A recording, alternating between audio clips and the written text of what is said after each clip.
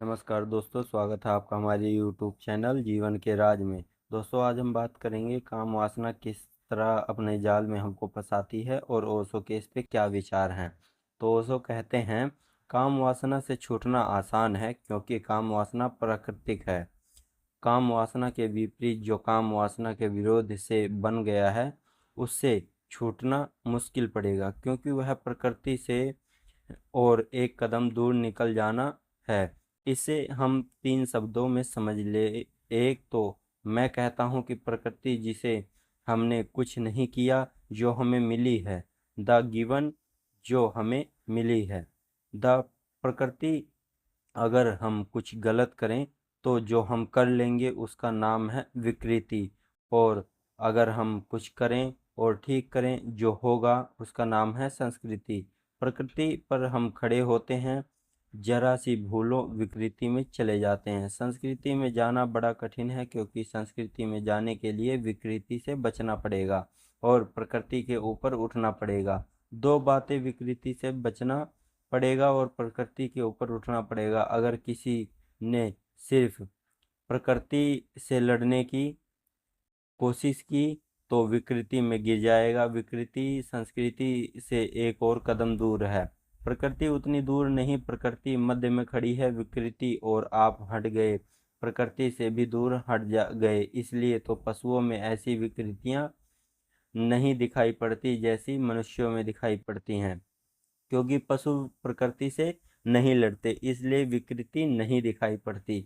अब हम कल्पना भी नहीं कर सकते, अभी अभी न्यूयॉर्क के एक चौराहे पर और वॉशिंगटन में और जगहों पर होमोसेक्सुअल्स ने जुलूस निकाले और उन्होंने कहा कि हमारा जन्मसिद्ध अधिकार है, और इस वर्ष पिछले वर्ष से कम 100 होमोसेक्सुअल्स ने विवाह किए, जो कि कल्पना के बाहर है।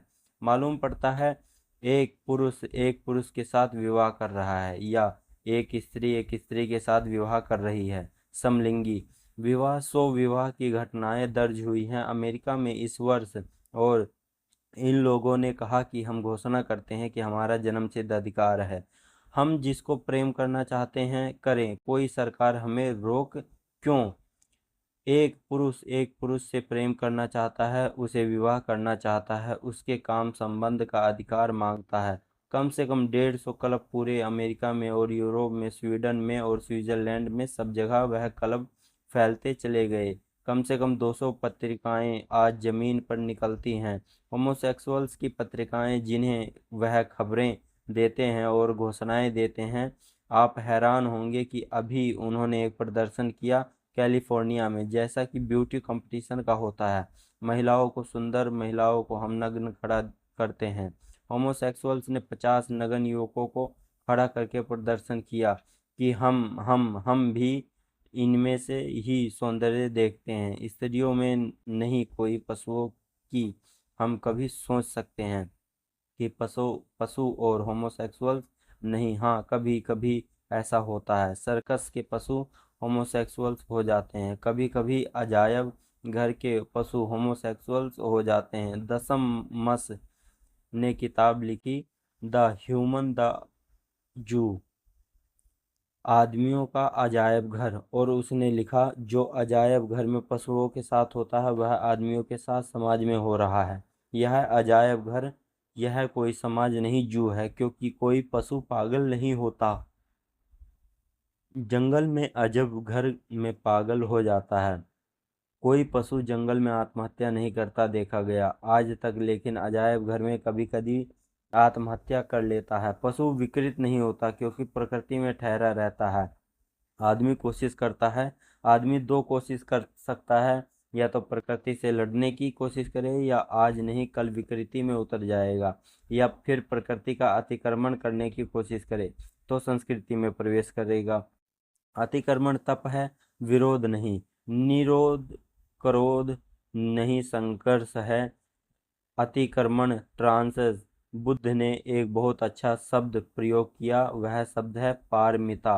वह कहते हैं लड़ो मत, इससे किनारे से उस किनारे तक चले जाओ, पार हो जाओ, पर पार मिला, लड़ो मत। इस किनारे से जहां तुम खड़े हो, लड़ो मत, क्योंकि लड़ो तो भी किनारे पर खड़े रहोगे। जिससे लड़ना हो उसके पास रहना पड़ेगा, जिससे लड़ना हो उससे दूर जाना खतरनाक है।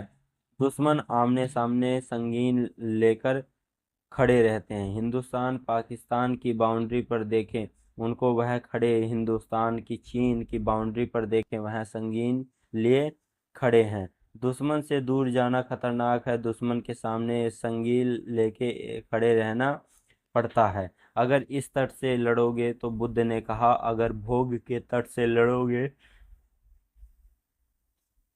तो उस तट पर पहुंच कैसे सकोगे। लड़ो मत, उस तट पर पहुंच जाओ, यह तट छूट जाएगा, भूल जाएगा, विलीन हो जाएगा।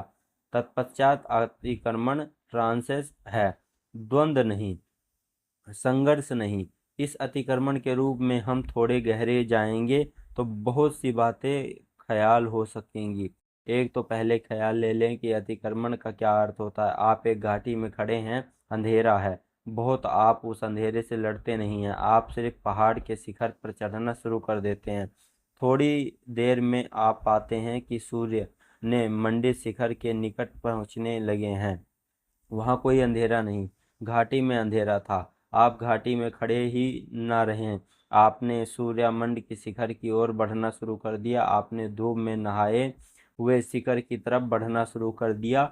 आप प्रकाश में पहुंच गए। अतिक्रमण हुआ, संघर्ष जरा भी नहीं। जहां आप दो चीजें देखेंगे, आप भी और आपके आसपास घिरा हुआ घाटी का अंधेरा, दो है। आप भी हैं, घाटी का अंधेरा भी है। अगर आप घाटी के अंधेरे से आप लड़ते हैं तो आपको घाटी में ही रहना पड़ेगा। अगर आप घाटी के अंधेरे से लड़ते नहीं हैं तो अपने भीतर जो आप हैं उसे ऊपर उठाते हैं और ऊपर ऊर्व गमन कर चल देते हैं। तो घाटी के अंदर पर ध्यान देने की जरूरत ही नहीं है। जहाँ हम खड़े हैं वह चारों तरफ विकृतियां हैं, भोग की वो भी हैं। आप भी हैं। गलत त्यागी का ध्यान विकृतियां पर होता है कि इस विकृति में कैसे मिटा हूँ। सही त्यागी का ध्यान पर होता है कि इस विकृति से ऊपर कैसे उठ जाऊं। इस फर्क को ठीक से समझ लेना, क्योंकि इन दोनों की यात्रा अलग होगी, दोनों का नियम अलग होगा, दोनों की साधना अलग होगी, दोनों की दिशा अलग होगी, दोनों का ध्यान अलग होगा। वृत्ति से जो लड़ रहा है उसका ध्यान वृत्ति पर होगा, जो स्वयं को ऊंचा उठा रहा है उसका ध्यान स्वयं पर होगा। वृत्ति से लड़ रहा उसका ध्यान बहुमुखी होगा, जो स्वयं को ऊर्ध्वगमन की तरफ ले जा रहा है उसका ध्यान अंतर्मुखी होगा। और एक मजे की बात यह है कि ध्यान भोजन है। जिस चीज पर आप ध्यान देते हैं उससे आपको शक्ति देती है। जिस चीज को आप ध्यान देते हैं उससे आपको शक्ति मिलेगी। मैं पावली की बात कर रहा हूँ। चेक विचारक और वैज्ञानिक छोटे छोटे यंत्र हैं उनके पास। वो कहता है 5 मिनट आंख गड़ा के ध्यान से इस मंत्र यंत्र को देखते रहो, वह यंत्र आपकी शक्ति को संग्रहित कर लेता है। अमेरिका में एक बहुत अद्भुत आदमी था जिसे 2 साल की सजा अमेरिका की सरकार ने दी। ऐसा लगता था कि वह आदमी बुद्धि बढ़ती नहीं, वह 2000 साल का हो भी जाता तो भी वह करता, 2000 साल बाद भी वह एक ही करता। एक आदमी था विलेम रेक। इस सदी में जिन लोगों के पास अंतर्दृष्टि रही उनमें से एक आदमी को 2 साल सजा भोगनी पड़ी। आखिर में अमेरिका सरकार ने उसे पागल खाना और उसको पागल करार कर दिया। उसको कानून पागल खाने भेज दिया गया। उस पर मुकदमा चला। एक बहुत अजीब बात जिस पर उसको मर जाने के बाद वैज्ञानिक कह रहे हैं कि शायद ठीक था। उसने एक अद्भुत बॉक्स, एक पेटी बनाई थी जिसको वह ऑर्गन बॉक्स कहता था।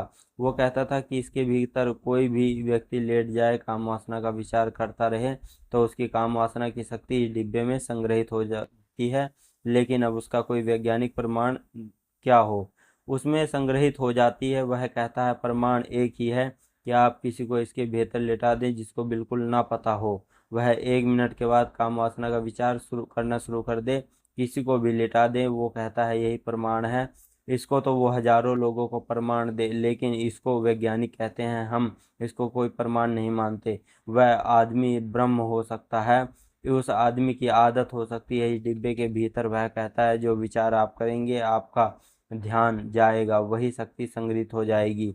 वह अनेक ऐसे लोगों को जिनका मानसिक रूप से ख्याल पैदा हो गया कि वह कलीब है, इम्पोर्टेंट है, इन बॉक्सों में लिटा कर ठीक कर देता था, क्योंकि वह कहता था इनमें ऑर्गन एनर्जी इकट्ठी होती है। ये जो पावता है वह आपकी कोई भी शक्ति को आपको ध्यान से इकट्ठा कर लेता।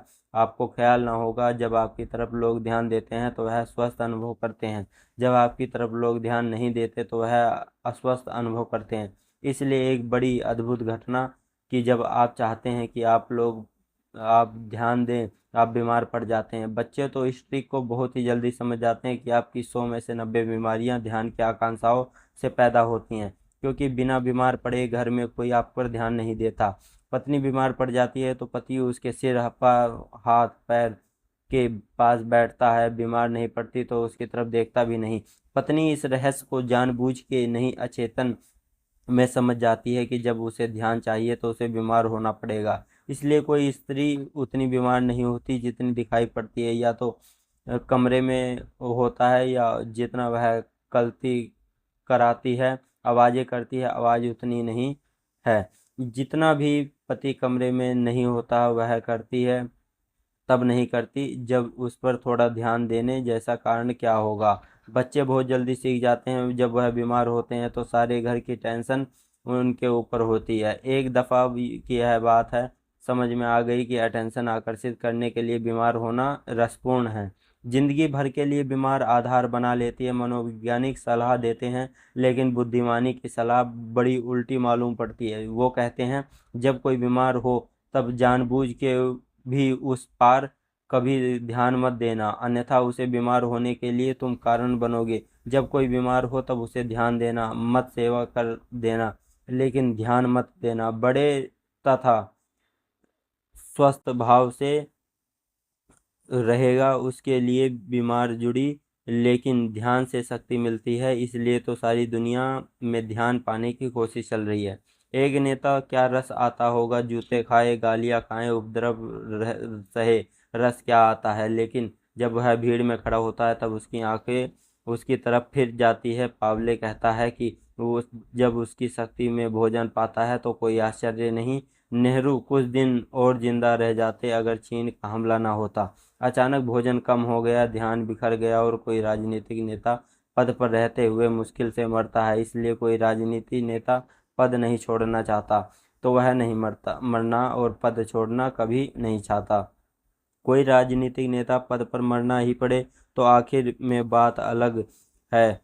अपनी पूरी कोशिश वह यह करता है कि जीते जी पद न छूट जाए, क्योंकि पद छूटते ही उसकी उम्र कम हो जाती है, लोग रिटायर हो जाते हैं, होकर जल्दी मर जाते हैं। जो आदमी पुलिस का ऑफिसर होता है वो आदमी रिटायर हो गया, उसकी 10 साल कम से कम उम्र हो जाती है। अभी इस पर तो बहुत काम चल रहा है, बहुत देर ना लगेगी कि लोग रिटायर होने से इनकार करने लगेंगे। जैसे ही उनको पता चलेगा कि गड़बड़ क्या हो रही है, रिटायर जब आदमी नहीं होता तब स्वस्थ मालूम पड़ता है, रिटायर होते ही बीमार पड़ जाता है। जो ध्यान का भोजन उसे मिल रहा है वह दफ्तर में जाता है, लोग खड़े हो जाते हैं, सड़क पर निकलते हैं, लोग नमस्कार करते हैं, बच्चे भी डरते हैं, क्योंकि बाप का कब्जा था पैसे पर, बैंक बैलेंस बाप के नाम था। पति पत्नी भी भयभीत होती है, फिर सब रिटायर हो गया।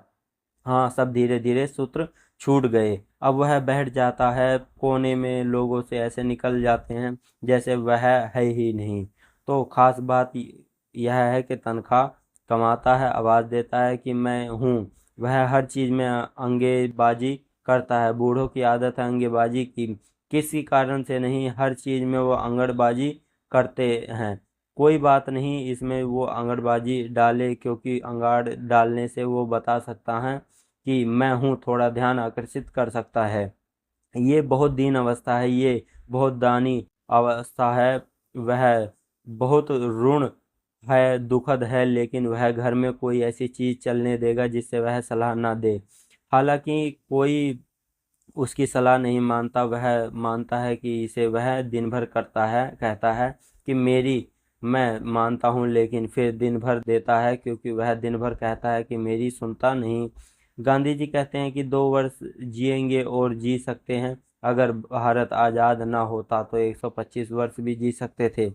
भारत का आज़ाद होना उसके मरने का हिस्सा बन गया, क्योंकि आज़ादी के बाद जो उनकी सुनते थे उन्होंने सुनना बंद कर दिया, क्योंकि वह खुद ताकतवर हो गए थे, वह खुद ही पदों पर पहुंच गए थे। गांधी ने कहा कि मैं खोटा सिक्का हो गया हूँ, मेरी अब कोई सुनता नहीं है। गांधी जी को पता था कि गांधी जी जब यह कहते थे कि मेरी कोई सुनता नहीं है तो ये खोटा सिक्का हो गया हूँ, मैं बोलता रहता हूँ, कोई फिक्र नहीं करता है, कोई मेरी सलाह नहीं मानता है। हालांकि वो सलाह दिए जाते थे। मरने के पहले उन्होंने कहना शुरू कर दिया था कि जब अब मेरी 125 वर्ष जीने की कोई आकांक्षा नहीं है, परमात्मा मुझे जल्दी उठा ले, क्योंकि खोटे सिक्के हो गए हैं, क्योंकि कोई सुनता नहीं है, कोई ध्यान नहीं देता है। जो ध्यान देते हैं वह इसलिए भी ध्यान देते हैं कि बिना गांधी पर ध्यान दिए उनको उन पर कोई ध्यान नहीं देता है।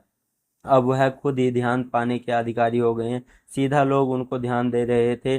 अब वह गांधी पर कहने के लिए ध्यान दे कोने में पड़ गए थे। कोई नहीं कह सकता कि गोडसे की गोली को सामने देखकर उनके मन में धन्यवाद न उठाओ। कोई नहीं कह सकता है कि उन्होंने सोचा कि आ गया भगवान का संदेश वाहक, झंझट मीठी, विदा होते। ध्यान भोजन है, बहुत सटल है, फूड बहुत सूक्ष्म भोजन है। अकेले में ध्यान पर जो भी कह सकते थे, अब इसलिए जब भी कोई प्रेम में पड़ता है तो भूख कम हो जाती है। आपको पता है कि अगर कोई आपको प्रेम में पड़ता है तो वह भूख एकदम से कम हो जाती है। क्यों कम हो जाती है? जब कोई करता है, प्रेम का मतलब ही क्या है? जब आप पर ध्यान देता है। और मतलब क्या है? जब कोई आप पर ध्यान नहीं देता है, आपको मनोवैज्ञानिक कहते हैं कि जब कोई ध्यान नहीं देता है तो लोग ज़्यादा भोजन करते हैं, जब कोई ध्यान देता है तो कम भोजन करते हैं, क्योंकि ध्यान में कहीं गहरे भोजन का काम करता है, सूक्ष्म तल पर काम करता है। जिस चीज़ को हम ध्यान देते हैं उसकी शक्ति देते हैं, यह मैं कह रहा हूँ। अब इसको कहने से कहने से नापने और उपाय पीछे से आपको निकोली और काम का नाम लिया है। दोनों व्यक्ति टेलीपैथिक और काम कम्युनिकेशन में इस समय पृथ्वी पर सबसे ज़्यादा निष्पांत लोग विचार कर रहे हैं।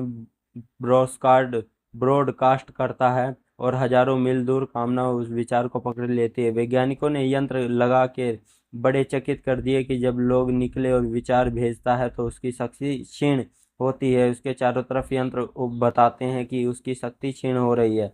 जब हजारों मील दूर न्यू विचार ग्रहण करता है तब उसकी शक्ति यंत्र बताते हैं कि बढ़ गई। आश्चर्यजनक हजारों मील दूर। लेकिन जब निकोल विचार भेजता है कामिये तो उससे पूछा गया वो करता क्या है?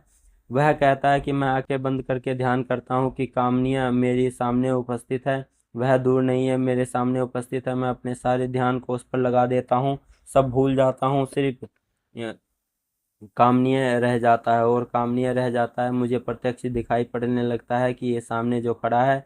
तब मैं उसे बोलता हूँ कि ध्यान है, वह अटेंशन दे रहा है। उसको ऊर्जा हजारों मील दूर बैठे व्यक्ति को उपलब्ध हो जाती है। जिस चीज़ पर हम ध्यान देते हैं वह शक्ति संग्रहित होती है, जहाँ हम ध्यान देते हैं वह शक्ति हटती है और विसर्जित होती है। जिस प्रकार आप इस शक्ति को इकट्ठा करके और जिस चीज़ पर आप ध्यान देते हैं, आप वृत्ति का केंद्र आपके भीतर शक्ति को इकट्ठा कर लेता है। आप ही शक्ति पर ध्यान देते हैं, ध्यान देकर वह केंद्र शक्ति से भर जाता है तो शक्ति से मुक्ति होना चाहता है, क्योंकि वह बेझिल हो जाता है। यह जाल आदमी को बिल्कुल भीतर, लेकिन काम वासना पर ध्यान जो दे रहा है जा सकता है। एक एक की आप काम वासना में रस लें भी ध्यान भी दिया जा सकता है। प्रकृति से नेचुरल काम वासना आप में घनीभूत होगी। नैसर्गिक काम वासना आप में शक्तिशाली हो जाएगी। एक आदमी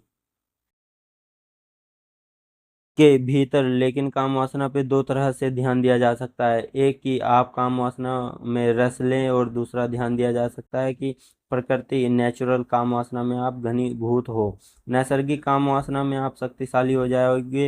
एक विकृति ध्यान दिया जा सकता है। एक आदमी काम वासना पर ध्यान देता है कि मुझे काम वासना से लड़ना है, मुझे काम वासना के भीतर प्रवेश नहीं होने देना है। वही ध्यान दे रहा है, उसका काम है सेंटर की शक्ति को इकट्ठा कर लेता है वह बड़ी मुश्किल होती है, क्योंकि वह नैसर्गिक काम वासना को ध्यान देता है। तो नैसर्गिक रूप से शक्ति को विसर्जित हो जाए, लेकिन जो विसर्जित नहीं करना चाहता ध्यान देता है, इसके क्या होगा? उसकी शक्ति विकृति रूप से लेना शुरू करेगी या विसर्जित हो नहीं सकेगी। यह शरीर के दूसरों अंगों में प्रवेश करेगी और उसको विकृति करने लगेगी। यह जो चित्त के और दूसरे स्नायु में प्रवेश करेगी उसको विकृत करने लगेगी। यह आदमी भीतर से उलता जाएगा और जाल में फंसता जाएगा। अपनी ही हद दी गई है शक्ति। ऐसा ही हुआ है कि हम एक वृक्ष को पानी दिए जाते हैं और प्रार्थना किए जाते हैं कि वृक्ष बड़ा ना हो। वृक्ष बढ़ना तो प्रार्थना किए जाते हैं, पानी दिए जाते हैं जिस वृत्ति पर आप ध्यान देते हैं। पक्ष हो चाहे विपक्ष हो, आप वो उसको पानी भोजन देते हैं। तब फूल मंत्र सूत्र यही है कि ध्यान कहीं हो दो, जहाँ तुम शक्ति को इकट्ठा करना चाहते हो वहाँ तुम ध्यान ही उठाओ, उस पर काम वासना से मुक्ति हो हो जाएगी। तो दोस्तों, इस प्रकार से ओशो के विचार के द्वारा हम काम वासना पे मुक्ति पा सकते हैं। आप ये वीडियो कैसे लगी आप हमें कमेंट बॉक्स में ज़रूर बताइए। चैनल को लाइक कीजिए, सब्सक्राइब कीजिए, और वीडियो को आपने यहाँ तक देखा, आपका बहुत बहुत धन्यवाद। दोस्तों, आप आगे किस विषय पे ओशो की वीडियो देखना चाहते हैं या ओशो के विचार सुनना चाहते हैं, तो आप हमें कमेंट बॉक्स में बताइए। आपने यहाँ तक वीडियो देखी, आपका बहुत ही बहुत धन्यवाद। आप खुश रहिए, स्वस्थ रहिए।